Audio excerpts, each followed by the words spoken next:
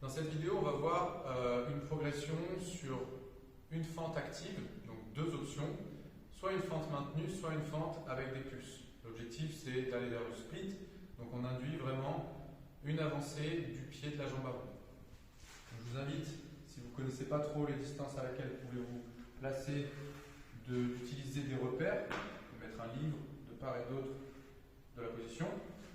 Et il faut trouver de quoi se stabiliser, parce que ça demande de l'équilibre, et la demande n'est pas à l'équilibre, la demande est vraiment dans l'intention de l'exercice.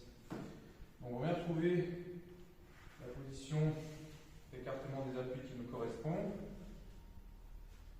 Ici, on crochette le sol avec la jambe arrière, une bonne largeur de hanche. Et ici, on va chercher à ramener la pointe de pied vers soi et trouver une tension ici dans l'ischio, un petit peu comme si on était dans une position de squat. Une fois qu'on va être ici, l'objectif, ça va être de tendre la jambe arrière sans trop remonter le bassin, donc sans trop remonter les épaules.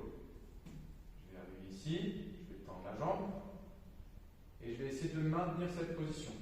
Tenir cette position pendant pendant le temps qui vous sera demandé dans votre programmation.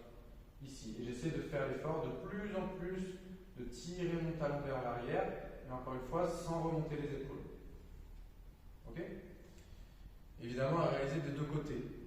La deuxième version, ça sera le même exercice, sauf qu'une fois qu'on va être ici, on va chercher à pousser, tenir un certain temps, relâcher. Et à chaque fois, on va essayer d'être de plus en plus bas sur la posture, si possible. En général, c'est plutôt 5 répétitions. Et je repars. Hop, j'essaie de tendre la jambe au maximum derrière. Je me tiens en équilibre grâce au bâton. Et je relâche. D'accord? Donc, long lunge ISO, on maintient, ou long lunge pulse avec des petits pulses. À vous de jouer!